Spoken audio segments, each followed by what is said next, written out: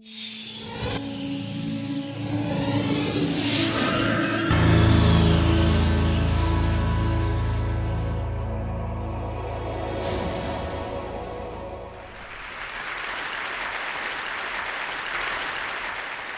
was here 4 years ago, and I remember at the time that the talks weren't put online. I think they were given to TEDsters in a box set of DVDs, which they put on their shelves, where they are now. And actually, Chris called me a week after I'd given my talk and said, "We're going to start putting them online. Could we put yours online?" I said, "Sure." And 4 years later, as I said, it's been seen by it's been downloaded 4 million times. So I suppose you could multiply that by 20 or something to get the number of people who've seen it. And as Chris says, there is a hunger for videos of me. You know.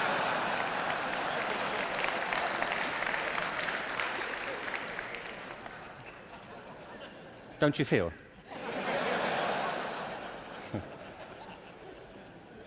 So this whole event has been an elaborate build-up to me doing another one for you, so here it is. Al Gore spoke at the TED conference I spoke at 4 years ago and talked about the climate crisis, and I referenced that at the end of my last talk. So I want to pick up from there, because I only had 18 minutes, frankly. And so as I was saying,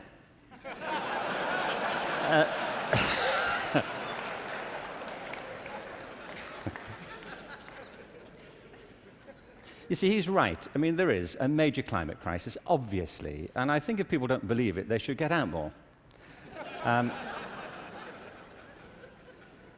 But I believe there's a second climate crisis, which is as severe, which has the same origins, and that we have to deal with the same urgency.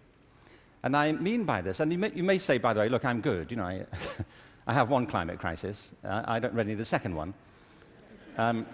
But this is a crisis of not natural resources, though I believe that's true, but a crisis of human resources. I believe fundamentally, as many speakers have said during the past few days, that we make very poor use of our talents. Very many people go through their whole lives having no real sense of what their talents may be, or if they have any to speak of. I meet all kinds of people who don't think they're really good at anything. Actually, I kind of divide the world into two groups now. Jeremy Bentham, the great utilitarian philosopher, once spiked this argument. You know, he said there are two types of people in this world: those who divide the world into two types, and those who do not. Well, well, I do. And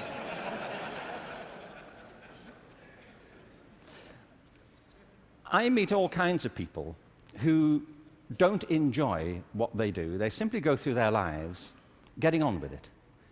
They get no great pleasure from what they do. They endure it rather than enjoy it and wait for the weekend. But I also meet people who love what they do and couldn't imagine doing anything else. If you said to them, "Don't do this anymore," they'd wonder what you were talking about. Because it isn't what they do, it's who they are. They say, "But this is me.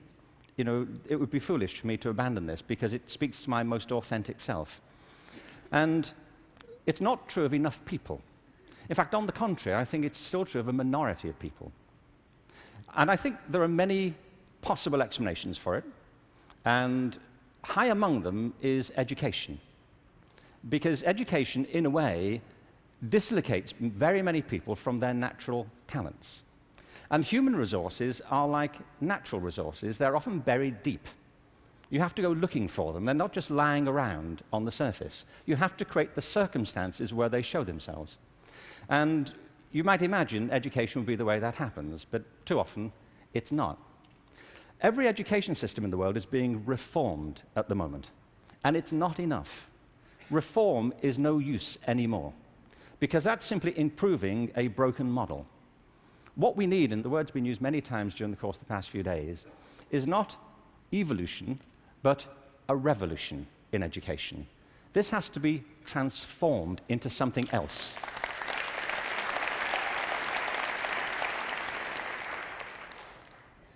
one of the real challenges is to innovate fundamentally in education. Innovation is hard because it means doing something that people don't find very easy for the most part. It means challenging what we take for granted, things that we think are obvious. The great problem for reform or transformation is the tyranny of common sense. Things that people think, well, they can't be done any other way because that's the way it's done. I came across a great quote recently from Abraham Lincoln, who I thought you'd be pleased to have quoted at this point. He said this in December 1862 to the second annual meeting of Congress. I ought to explain that I have no idea what was happening at the time. We don't teach American history in Britain. We suppress it. You know, this is our policy. So no doubt something fascinating was happening in December 1862, which the Americans among us will be aware of. But he said this: the dogmas of the quiet past are inadequate to the stormy present. The occasion is piled high with difficulty, and we must rise with the occasion. I love that. Not rise to it, rise with it. As our case is new, so we must think anew and act anew. We must disenthrall ourselves, and then we shall save our country.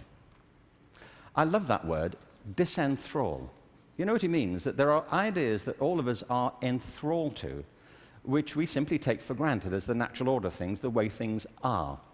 And many of our ideas have been formed not to meet the circumstances of this century, but to cope with the circumstances of previous centuries. But our minds are still hypnotized by them, and we have to disenthrall ourselves of some of them. Now, doing this is easier said than done. It's very hard to know, by the way, what it is you take for granted. And the reason is that you take it for granted. So let me ask you something you may take for granted. How many of you here are over the age of 25? That's not what I think you take for granted. I'm sure you're familiar with that already. But are there any people here under the age of 25? Great. Now, those over 25, could you put your hands up if you're wearing a wristwatch? Now, that's a great deal of us, isn't it? Ask a room full of teenagers the same thing. Teenagers do not wear wristwatches. I don't mean they can't or they're not allowed to. They just often choose not to. And the reason is, you see, that we were brought up in a pre-digital culture, those of us over 25, and so for us, if you want to know the time, you have to wear something to tell it. Kids now live in a world which is digitized, and the time for them is everywhere. They see no reason to do this. And by the way, you don't need to do it either. It's just that you've always done it, and you carry on doing it. My daughter never wears a watch. My daughter Kate, who's 20, she doesn't see the point. You know, as she says, you know, like, it's a single-function device. You know, like how lame is that? You know, and I say, no, it tells the date as well. You know, it has multiple functions. But you see, there are things we're enthralled to in education. Let me give you a couple of examples. One of them is the idea of linearity. That it starts here, and you go through a track, and if you do everything right, you will end up set for the rest of your life. Everybody who's spoken at TED has told us implicitly or sometimes explicitly a different story, that life is not linear, it's organic. We create our lives symbiotically as we explore our talents in relation to the circumstances they help to create for us. But you know, we have become obsessed with this linear narrative, and probably the pinnacle for education is getting you to college. I think we are obsessed with getting people to college. Certain sorts of college. I don't mean you shouldn't go to college, but not everybody needs to go, and not everybody needs to go now. Maybe they go later, not right away. I was up in San Francisco a while ago doing a book signing. There was this guy buying a book. He was in his 30s, and I said, "What do you do?" And he said, "I'm a fireman." And I said, "How long have you been a fireman?" He said, "Always. I've always been a fireman." And I said, "Well, when did you decide?" He said, "As a kid." He said, "Actually, it was a problem for me at school, because at school, everybody wanted to be a fireman." He said, "But I wanted to be a fireman." You know, and he said, "When I got to the senior year of school, my teachers didn't take it seriously. This one teacher didn't take it seriously. He said, I was throwing my life away if that's all I chose to do with it. That I should go to college, I should become a professional person, I had great potential, and I was wasting my talent to do that. And he said it was humiliating because he said it in front of the whole class, and I really felt dreadful. But it's what I wanted. And as soon as I left school, I applied to the fire service, and I was accepted. And he said, you know, I was thinking about that guy recently, just a few minutes ago when you were speaking about this teacher. He said, because 6 months ago, I saved his life. He said he was in a car wreck, and I pulled him out, gave him CPR, and I saved his wife's life as well. He said, I think he thinks better of me now.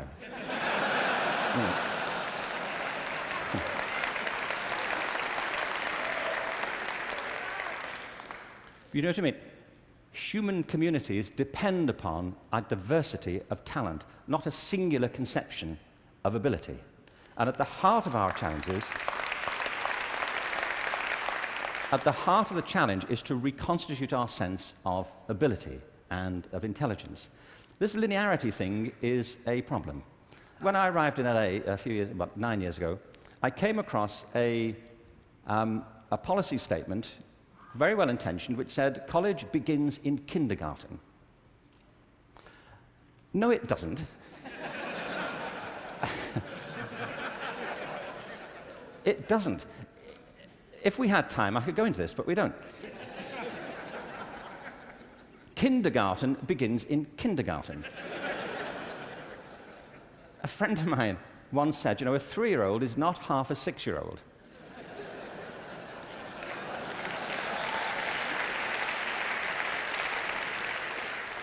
They're 3.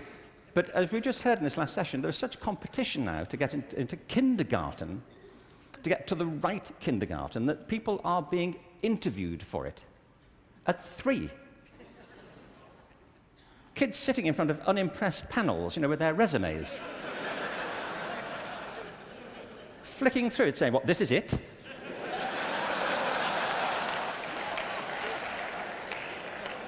You've been around for 36 months, and this is it. You know,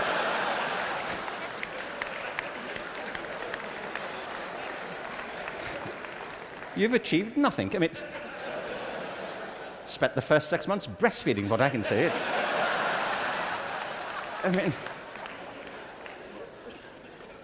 see, it's outrageous as a conception, but it tracks through. The other big issue is conformity. We have built our education systems on the model of fast food. This is something Jamie Oliver talked about the other day. You know, there are 2 models of quality assurance in catering. One is fast food, where everything is standardized. The other are things like Zagat and Michelin restaurants, where everything is not standardized. They're customized to local circumstances. And we have sold ourselves into a fast food model of education. And it's impoverishing our spirits and our energies as much as fast food is depleting our physical bodies.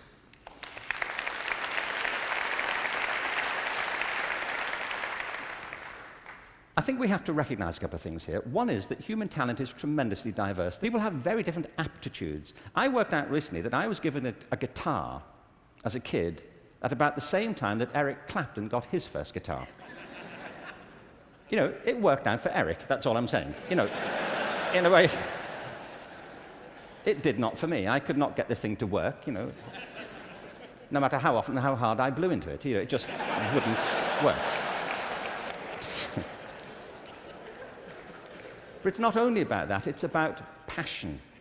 Often people are good at things they don't really care for. It's about passion and what excites our spirit and our energy. And if you're doing the thing that you love to do, that you're good at, time takes a different course entirely. My wife's just finished writing a novel, and I think it's a great book. But she disappears for hours on end. You know this. If you're doing something you love, an hour feels like 5 minutes. If you're doing something that doesn't resonate with your spirit, 5 minutes feels like an hour. And the reason so many people are opting out of education is because it doesn't feed their spirit. It doesn't feed their energy or their passion. So I think we have to change metaphors. We have to go from what is essentially an industrial model of education, a manufacturing model, which is based on linearity and conformity and batching people. We have to move to a model that is based more on principles of agriculture. We have to recognize that human flourishing is not a mechanical process, it's an organic process. And you cannot predict the outcome of human development. All you can do is, like a farmer, is create the conditions under which they will begin to flourish. So when we look at reforming education and transforming it, it isn't like cloning a system. There are great ones, like KIPS. It's a great system. There are many great models. It's about customizing them to your circumstances and personalizing education to the people you're actually teaching. And doing that, I think, is the answer to the future, because it's not about scaling a new solution. It's about creating a movement in education in which people develop their own solutions, but with external support based on a personalized curriculum. Now, in this room, there are people who represent extraordinary resources in business, in multimedia, in the internet.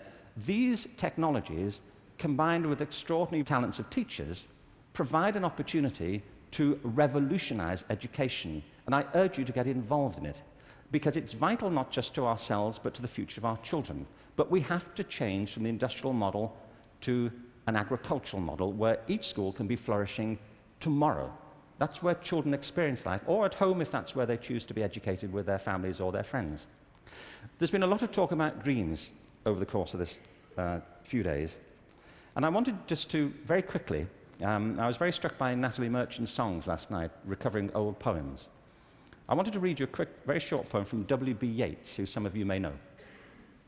He wrote this to his love, Maud Gonne, and he was bewailing the fact that he couldn't really give her what he thought she wanted from him.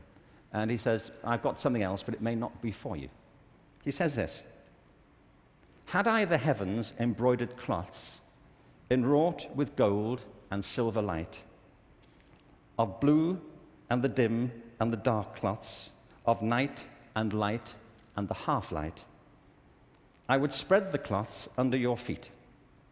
But I, being poor, have only my dreams. I have spread my dreams under your feet. Tread softly, because you tread on my dreams. And every day, everywhere, our children spread their dreams beneath our feet. And we should tread softly." Thank you. Thank you very much.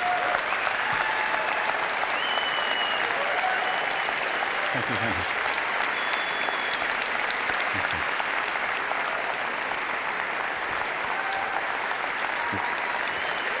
Thank you very much.